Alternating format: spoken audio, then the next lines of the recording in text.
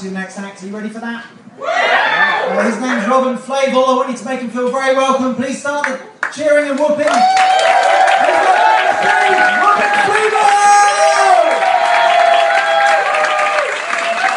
Thank you very much. How many sound engineers does it take to change a light bulb? 1, 2, 1, 2, 1. Just had a phone call from the doctor. He said, Mr. Flavell, your wife's in hospital. I said, my God, how is she? He said, I'm afraid she's critical. I said, you get used to that. I'm not asthmatic, but if I were, I'd call my inhaler Vlad. I had a problem with my sperm tube. The doctors took that out and put a new one in, but it hasn't made a vas deferens. Oh yes. I was addicted to dropping the names of celebrity magazines into conversation, but look, I'm okay now. I'm a bit worried my chiropractor is seeing other patients behind my back. I'm a big fan of impressionist paintings. I said to my wife this morning, I want a Van Gogh in the front room. She said, you can do what you like, just wait till I've gone out. On the way here, I knocked down and killed the Greek god of shepherds. So much for deadpan humour. Thank you. My mate Lee got a banning order for playing his lute too loudly. Does he have a nickname? Asbo-lutely. My mate Dave thinks he's a traffic island. He broke the news to me this morning in a roundabout way. Then he said, I've got Google disease. I said, how are things? He said, looking up. You know it's a quality kebab van when it has 4 Michelins. I gave my wife the red carpet treatment last night and I poured white wine on her. And so to make up for that, I took her to that status quo themed restaurant.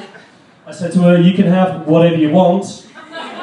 So she had the Francis Rosti and I had the Rick Parfait. She's a very intelligent wife, my woman. She's just finished reading A Passage to India. Forster? No, she read it of her own accord. She can do a much better black country accent than I can, which just goes to prove that the female of the species is more Dudley than the male. It's a good job we don't have the death penalty in this country. We're shit at penalties. Bit of politics now. I'm not saying George Osborne is a wanker, but he does seem to like a strong pound. And would Ed Miliband be more popular if he changed his first name to Spike? Think about it. Never mind. We'll move on. And I'll tell you who's really responsible for driving away the wealthy in this country. Chauffeurs. Norm walks into a bar. All around him are familiar faces, worn out places, worn out faces. That's Cheers for Fears. Did you know the original strapline of the film Titanic was when the going gets tough, the toffs get rowing? And have you noticed how the end of Titanic is very similar to the premise of the film The Sixth Sense? I see dead people. I bought a sat-nav, I bought an X-Factor sat-nav. When you reach your destination, it just bursts out crying and says, it's been a journey!